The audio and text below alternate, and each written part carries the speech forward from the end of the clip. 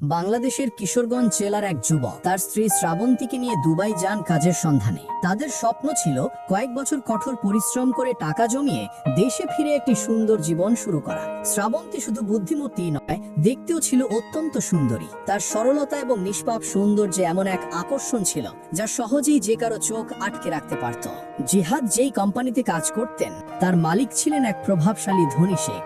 প্রথম দেখাতেই শেখ শ্রাবন্তীর সৌন্দর্যে মুগ্ধ হয়ে যান। প্রথমে সবকিছু স্বাভাবিকভাবেই চলছিল, কিন্তু একদিন কাজ শেষে বাড়ি ফিরে জিহাদ দেখলেন তার স্ত্রী শ্রাবন্তী ঘরে নেই, তিনি হারিয়ে গেছেন। চারপাশে খোঁজাখুঁজি করতে করতে জিহাদ জানতে পারলেন সেই সন্ধ্যা এক শেখ একটি বড় গাড়ি নিয়ে এসেছিলেন এবং তিনি শ্রাবন্তীকে সঙ্গে করে নিয়ে গেছেন। এই খবর শুনে জিহাদের পায়ের নিচ থেকে যেন মাটি সরে গেল। হতবাক অবস্থায় তিনি তার ম্যানেজার হামিদ সাহেবকে ফোন করলেন। হামিদ সাহেব শান্তভাবে বললেন, ভয় পেও না জিহাদ, তোমার স্ত্রী শেখ সাহেবের বাংলোতে আছেন, তিনি ভালো আছেন। জিহাদ অবাক হয়ে প্রশ্ন করলেন, কিন্তু কেন? আমার স্ত্রীকে শেখ সাহেব কেন নিয়ে গেলেন? হামিদ সাহেব উত্তর দিলেন, দেখো, এখানে সবকিছু শেখ সাহেবের ইচ্ছে মতো হয়। তিনি তোমার স্ত্রীকে পছন্দ করেছেন, কিছুদিন তিনি ওখানেই থাকবেন। শেখ সাহেবের মন ভরে গেলে তোমার স্ত্রীকে নিরাপদে তোমার কাছে ফিরিয়ে দেয়া হবে, তুমি চিন্তা করো না। এসব শুনে জিহাদ ভয়ে কাঁপতে লাগলেন। তিনি কিছুই বুঝতে পারছিলেন না তার জীবনে আসলে কি ঘটতে চলেছে। বন্ধুরা, এরপর শেখ যা করেছিলেন জিহাদের স্ত্রী শ্রাবন্তীর সঙ্গে তা এতটাই ভয়াবহ ছিল যে শুনলে কারো গায়ে কাঁটা দিয়ে উঠবে। তাই আপনাদের কাছে অনুরোধ, এই গল্পটি শেষ পর্যন্ত পড়ুন, এর ভেতর থেকে অবশ্যই কিছু শিক্ষা নেওয়ার সুযোগ পাবেন। জিহাদ আহমেদ কিশোরগঞ্জের কাছে একটি ছোট গ্রামের পরিশ্রমী যুবক ছিলেন। গত 10 বছর ধরে তিনি দুবাইয়ের একটি নির্মাণ কোম্পানিতে ইলেকট্রিশিয়ান হিসাবে কাজ করছেন। প্রথমে তিনি সাধারণ ওয়ার্কম্যান ছিলেন, কিন্তু পরিশ্রম, সততা আর দক্ষতার কারণে ধীরে ধীরে পদোন্নতি পেয়ে এখন তিনি কোম্পানির ইলেকট্রিক্যাল সুপারভাইজার। এই কোম্পানিটি দুবাইয়ের একটি পরিচিত নির্মাণ সংস্থা, যারা বিশাল টাওয়ার আর বিল্ডিং তৈরি করে। ভবনগুলির সব ধরনের বৈদ্যুতিক কাজ, যেমন ওয়্যারিং, লাইটিং, পাওয়ার সাপ্লাই ইত্যাদির দায়িত্ব ছিল জিহাদের উপর। তিনি মনোযোগ দিয়ে সব কাজ করতেন এবং জীবনে সন্তুষ্ট ছিলেন। এখন তার বয়স হয়েছে 28 বছর। এতদিনে একা থাকার পর তিনি বিয়ের কথা ভাবলেন। গ্রামে তার বৃদ্ধ মা বাবা বারবার ফোনে তাকে বিয়ের জন্য বলতেন। অবশেষে জিহাদ রাজি হলেন। তার বাবা মা গ্রামের কাছেই একটি ভদ্র, সুন্দর ও মানানসই মেয়ে খুঁজে পেলেন। তার নাম শ্রাবন্তী। সে কিশোরগঞ্জের এক গ্রামের মেয়ে। পড়াশোনা করেছিল দ্বাদশ শ্রেণী পর্যন্ত, তবে তার সৌন্দর্য ও ভদ্র স্বভাব ছিল সবার মন কেড়ে নেওয়ার মতো। জিহাদ 1 মাসের ছুটি নিয়ে দেশে ফিরে এলেন এবং বিয়ের তারিখও ঠিক হয়ে গেল। ঢোল আর সানাইয়ের তালে আত্মীয় স্বজনের আনন্দে বিয়েটি বড় ধুমধামে হয়ে গেল। বিয়ের পর বাকি 15 দিন জিহাদ ও শ্রাবন্তী গ্রামে একসঙ্গে কাটালেন। সেই দিনগুলো ছিল তাদের জন্য ভীষণ স্পেশাল। ভালোবাসা, নতুন সম্পর্কের মিষ্টতা আর একে অপরকে জানার আনন্দে ভরা। জিহাদ চেষ্টা করলেন প্রতিটি মুহূর্তকে স্মরণীয় করে রাখতে, কারণ তিনি জানতেন এই সময় বেশি দিন থাকবে না। শিগগিরই তাকে কাজে ফিরতে হবে দুবাই। অবশেষে সেই সময়ও এলো। দুবাই ফেরার সময় শ্রাবন্তীর চোখ অশ্রুতে ভিজে গেল। তিনি সাহস করে স্বামীকে বিদায় জানালেন। জিহাদেরও মন ভেঙে যাচ্ছিল, তবু দায়িত্বের কারণে তাকে ফিরে যেতেই হলো দুবাই। দুবাই পৌঁছে আবার পুরনো কাজে মন দিলেন জিহাদ। এভাবে দেখতে দেখতে 4 মাস কেটে গেল। এ সময় স্বামী স্ত্রী প্রতিদিন ফোনে কথা বলতেন। তাদের মধ্যে ভালোবাসা আরো গভীর হয়ে উঠেছিল। কিন্তু এই 4 মাস শ্রাবন্তীর জন্য দিন কাটানো ভীষণ কঠিন হয়ে গিয়েছিল। তার মন সবসময় খারাপ থাকতো। সে একাকিত্বে কেঁদে ফেলতো। জিহাদ তাকে ফোনে সান্ত্বনা দিত, বোঝাতো, ভালোবাসা দিয়ে সাহস জোগাতো, কিন্তু তবুও শ্রাবন্তীর মন কিছুতেই হালকা হতো না। এখন শ্রাবন্তী আরো বেশি বিষণ্ণ হয়ে পড়েছিল, দিন রাত কাঁদতে থাকতো। জিহাদের বাবা মাও তাকে এই অবস্থায় দেখে উদ্বিগ্ন হয়ে পড়লেন। তারা ফোনে জিহাদকে বললেন, বাবা, কিছু করো, যেভাবেই হোক ওকে তোমার সঙ্গে দুবাই নিয়ে যাও, না হলে এইভাবে কেঁদে কেঁদেও মরে যাবে। জিহাদও ভেতরে ভেতরে ভেঙে পড়েছিল। সে জানতো এটা সহজ কাজ নয়, তবু সে এবার দৃঢ় সিদ্ধান্ত নিল। ভেবে নিল যদি কোনো পথ না মেলে তবে সে চাকরি ছেড়ে দেবে। জিহাদ ভাবলো, এই 10 বছরে কোম্পানিতে আমার যে টাকা জমেছে, ফান্ড, সেভিংস আর মাসিক কাটতির মাধ্যমে যা জমানো হয়েছে, সব নিয়ে আমি বাংলাদেশে ফিরে যাব। সেখানে ছোটখাটো কোনো কাজ করব, অন্তত পরিবার নিয়ে শান্তিতে তো থাকতে পারবো। এই চিন্তা নিয়ে সে তার কোম্পানির ম্যানেজার হামিদ সাহেবের কাছে গেল। হামিদ সাহেব ছিলেন একজন দক্ষিণ ভারতীয়, খুবই জ্ঞানী আর সহৃদয় মানুষ। জিহাদ তাকে সব খুলে বলল, শ্রাবন্তীর অবস্থা, পরিবারের উদ্বেগ আর নিজের অসহায়ত্ব সব শুনে হামিদ সাহেব বললেন, যদি তুমি এত বড় সিদ্ধান্ত নিয়েছো, তবে আমি মালিকের সঙ্গে কথা বলি, দেখি কি করা যায়। কোম্পানির মালিক ছিলেন এক ধনী আরব শেখ। হামিদ সাহেব গিয়ে বললেন, স্যার, আমাদের ইলেকট্রিক্যাল বিভাগের সুপারভাইজার জিহাদ আহমেদ চাকরি ছাড়তে চাইছে। সে খুব সৎ আর অভিজ্ঞ কর্মী। গত 10 বছর ধরে নিরন্তর কোম্পানির জন্য কাজ করছে, কিন্তু স্ত্রীর কারণে সে ভীষণ চিন্তিত আর এখন বাংলাদেশে ফিরে যেতে চাইছে। শেখ কিছুক্ষণ ভেবে বললেন, কিন্তু সে তো খুব ভালো কাজ করে, তার জন্য আমাদের অনেক উপকার হয়েছে। কাজের বিষয়ে তার প্রচুর জ্ঞান আছে, নতুন কাউকে আনলে তাকে শেখাতে সময় লাগবে। ঠিক আছে, তুমি ওর বউকে এদেশে আনার ব্যবস্থা করো, ওর জন্য যা যা দরকারি কাগজপত্র তৈরি করো। হামিদ সাহেব সব কথা জিহাদকে জানালেন। জিহাদ শুনে আনন্দে আপ্লুত হয়ে গেল। মনে হলো তার সবচেয়ে বড় সমস্যার সমাধান মিলেছে। এখন সে শ্রাবন্তীকে দুবাই আনতে পারবে এবং চাকরিও থাকবে। কোম্পানির পক্ষ থেকে জিহাদের জন্য ইলেকট্রিক্যাল ইঞ্জিনিয়ারের সার্টিফিকেট বানানো হলো। তার ফাইল সম্পূর্ণ হয়ে গেল। সব প্রয়োজনীয় কাগজপত্র, পাসপোর্ট, ভিসা সহজেই তৈরি হয়ে গেল। কিছুদিনের মধ্যেই জিহাদ বাংলাদেশে গিয়ে শ্রাবন্তীকে দুবাই নিয়ে এলো। এখন দুজন স্বামী স্ত্রী একসাথে একই ছাদের নিচে ভালোবাসা ও শান্তিতে জীবন যাপন করতে লাগলো। একদিন অফিসে প্রতিদিনের মতো কাজে পৌঁছালে ম্যানেজার হামিদ সাহেব হাসি মুখে বললেন, কেমন চলছে বিবাহিত জীবন জিহাদ? জিহাদ হালকা হাসি দিয়ে বলল, খুব ভালো স্যার, আপনার অনেক অনেক ধন্যবাদ। আপনার জন্যই সবকিছু সম্ভব হয়েছে। আপনি সাহায্য না করলে হয়তো আমি আজ দুবাই স্ত্রীকে নিয়ে থাকতে পারতাম না। একথা শুনে হামিদ সাহেব হেসে বললেন, ধন্যবাদ দিয়ে হবে না, এখন তো একটা পার্টি দেওয়া উচিত। জিহাদ সঙ্গে সঙ্গে বলল, অবশ্যই স্যার, আপনি বলুন কবে আর কোন হোটেলে যাব, আমি প্রস্তুত। হামিদ সাহেব মজা করে বললেন, হোটেলের খাবার তো রোজ খাই, এবার মন চাইছে বাড়ির খাবার খেতে, আর সেটা তোমার স্ত্রীর হাতের রান্না হোক। সেই সঙ্গে আমরা তোমার স্ত্রীকেও একবার দেখে নেব। জিহাদ সঙ্গে সঙ্গে রাজি হয়ে গেল। বলল, স্যার আগামী রবিবার ছুটি আছে, সেদিনই চলে আসুন। বাড়ি ফিরে জিহাদ এই খবর তার স্ত্রী শ্রাবন্তীকে জানালো। শ্রাবন্তীও খুশি হলো। সে বলল, ঠিক আছে, আমরা ভালো করে রান্না করব। রবিবার রাতে প্রায় রাত 8টার দিকে হামিদ সাহেব জিহাদের বাড়িতে এলেন। দুজনে বসে আড্ডা দিলেন, খাওয়া দাওয়া করলেন। সবকিছু খুবই সুন্দর আর শান্ত পরিবেশে হলো। হঠাৎ হামিদ সাহেব হেসে বললেন, আরে জিহাদ, এখন তো তোমার স্ত্রীকে দেখাও, খাওয়া দাওয়া হয়ে গেছে, এবার তার সঙ্গেও পরিচয় হোক। তখন জিহাদ শ্রাবন্তীকে ডাকলো। শ্রাবন্তী যখন বাইরে এলো, হামিদ সাহেব তাকিয়ে অবাক হয়ে গেলেন। মনে মনে ভাবলেন, জিহাদের মতো সাধারণ ছেলের এত সুন্দর ও মার্জিত স্ত্রী কিভাবে হলো? হামিদ সাহেব হেসে বললেন, জিহাদ তুমি খুব ভাগ্যবান, তোমার এত সুন্দর আর মার্জিত স্ত্রী পেয়েছো। জিহাদ ধন্যবাদ জানালো আর হামিদ সাহেব শ্রাবন্তীকে আশীর্বাদ করে কিছুক্ষণ পর চলে গেলেন। কিছুদিন পর এক মিটিং চলাকালীন হামিদ সাহেব মালিক শেখ সাহেবের সঙ্গে বসেছিলেন। আলাপচারিতায় জিহাদের প্রসঙ্গ উঠলে হামিদ সাহেব বললেন, স্যার কিছুদিন আগে আমি জিহাদের বাড়ি গিয়েছিলাম, তার স্ত্রীকে দেখে আমি অবাক হয়ে গিয়েছিলাম।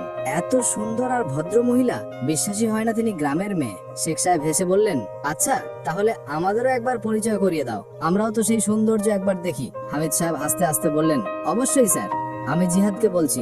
এরপর হামিদ সাহেব জিহাদকে ফোন করে বললেন, জিহাদ এই রবিবার আবার তোমার বাড়িতে ডিনার পার্টি রাখতে হবে, আর এবার জানো কি, আসছেন আমাদের কোম্পানির মালিক শেখ সাহেব নিজে।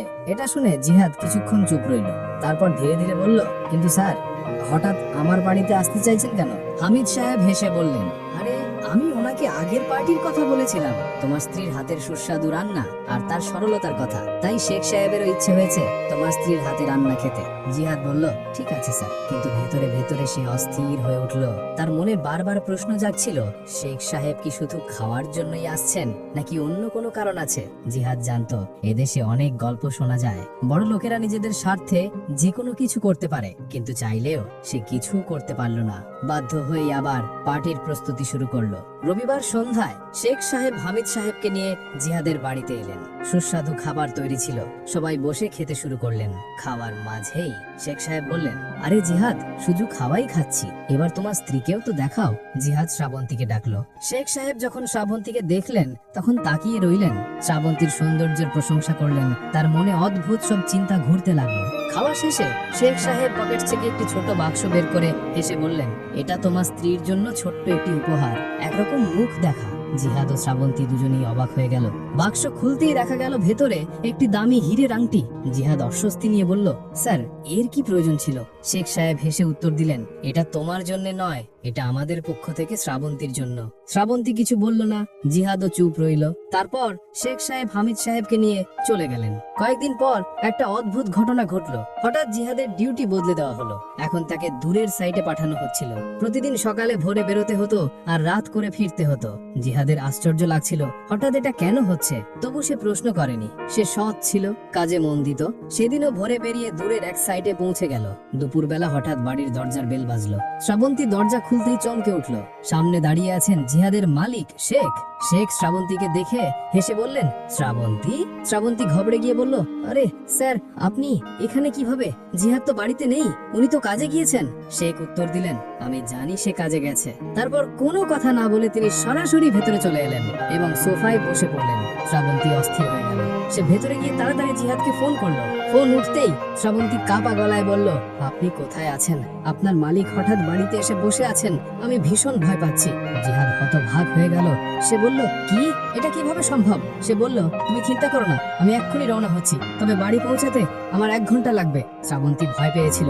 সে শেখকে পানি বা কিছু খাওয়ার জন্য জিজ্ঞেস করলো, কিন্তু শেখ কিছু খাওয়া দাওয়ার জন্য রাজি হলো না। সে সেখানেই বসে রইল এবং ধীরে ধীরে শ্রাবন্তীর সঙ্গে কথা বলতে শুরু করলো। শ্রাবন্তী মাথা নিচু করে চুপচাপ তার কথা শুনছিল।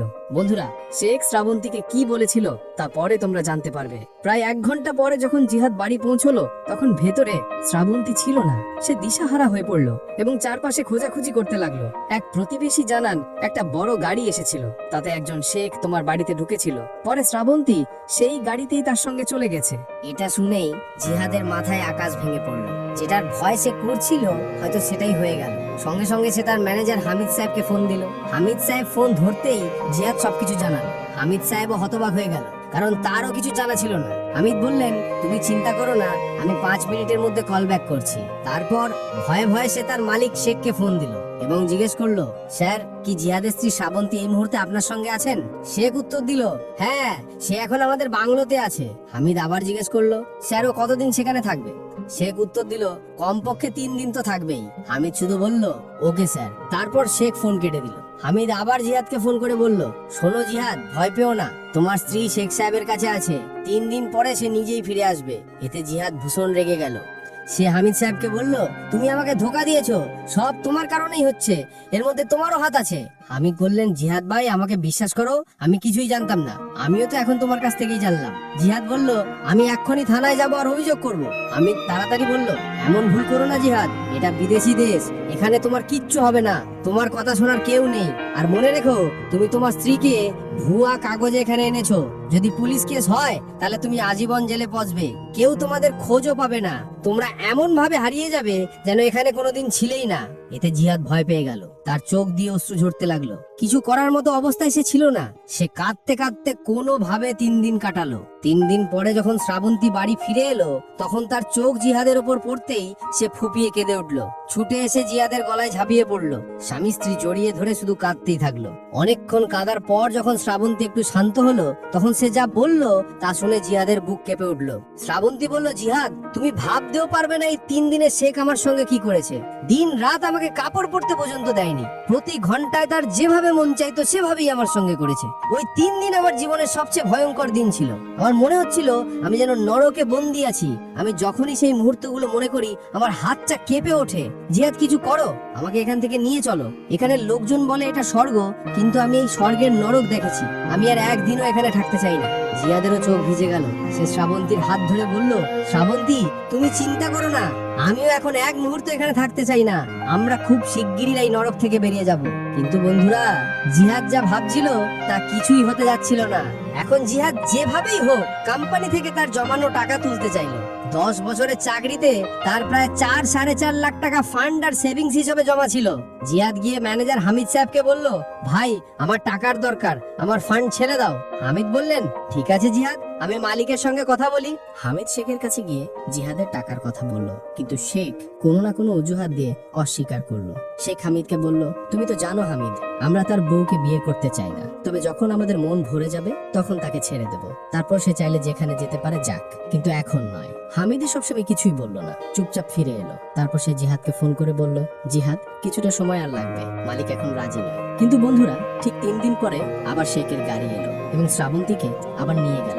শ্রাবন্তী অসহায় ছিল, কারণ বন্ধুরা, সেদিন যখন শেখ বাড়িতে এসেছিল তখন সে স্পষ্ট বলেছিল শ্রাবন্তীকে, যদি তুমি আমার কথা না মানো তবে তোমার স্বামীকে মেরে ফেলা হবে আর তার লাশ পর্যন্ত কেউ খুঁজে পাবে না। তারপর তোমাকে আবার দাসী হয়ে এখানে সারা জীবন থাকতে হবে। তোমার সঙ্গে কিভাবে তা তুমি কল্পনাও করতে পারবে না। যদি আমার কথা মেনে নাও তবে অল্প দিনের মধ্যে তোমাকে অনেক টাকা দেয়া হবে, এত টাকা যা তুমি স্বপ্নেও ভাবনি, আর তোমাকে মুক্তিও দেয়া হবে। শ্রাবন্তী অসহায় হয়ে চুপচাপ সেই গাড়িতে উঠে গেল, আর জিহাদ অশ্রু সজল চোখে শুধু তাকিয়ে রইল, কিছুই করতে পারলো না, শুধু কাঁদতে পারল। পারলো। কারণ বন্ধুরা, আমাদের বাংলাদেশে হয়তো কোনো স্বামী এতটা অসহায় হয় না, কিন্তু পরদেশি মাটিতে এক বাংলাদেশি যুবক এতটাই অসহায় ছিল যে সে তার স্ত্রীকে অন্য এক পুরুষের সঙ্গে যেতে শুধু দেখতে পারলো, কিন্তু আটকাতে পারলো না। এরপর পুরো 1 সপ্তাহ কেটে গেল, কিন্তু শ্রাবন্তী তখনও ফেরেনি। আর যখন 1 সপ্তাহ পরে সে ফিরে এলো, তখন তার অবস্থা ভয়াবহ ছিল। সে হাঁটার মতো অবস্থায় ছিল না। তার শরীর আর মুখ দেখে স্পষ্ট বোঝা যাচ্ছিল এই কয়দিনে তার সঙ্গে কি ঘটেছে।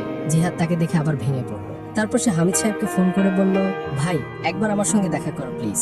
হামিদ সাহেব জিহাদের ঘরে এলো। শ্রাবন্তীর অবস্থা দেখে সেও স্তব্ধ হয়ে গেল। তারপর বলল, জিহাদ, যা কিছু ঘটেছে তার জন্য আমি দায়ী। ইস, যদি আমি তোমাকে এই রাস্তা না দেখাতাম যে তোমার স্ত্রীকে এখানে নিয়ে এসো, আর সবচেয়ে বড় ভুল, যদি আমি তোমার স্ত্রীকে নিয়ে মালিকের সামনে প্রশংসা না করতাম আর তাকে তোমার বাড়িতে আসতে না দিতাম, তবে হয়তো এসব কিছু হতো না। এটা আমার ভুল, এর সমাধানও আমাকেই করতে হবে। তার জন্য যদি চাকরি হারাতে হয় বা আমার বিরুদ্ধে আইনি ব্যবস্থাও হয়, তবু আমি তোমাকে সাহায্য করব।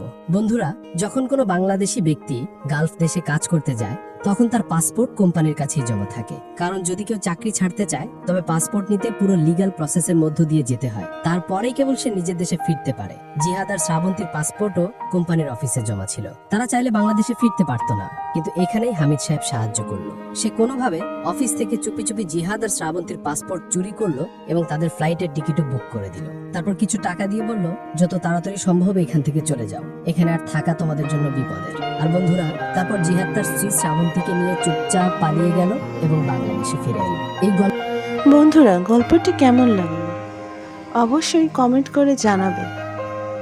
আর এইরকম মজার মজার জীবনভিত্তিক গল্প পেতে অবশ্যই আমাদের পাশে থাকবেন।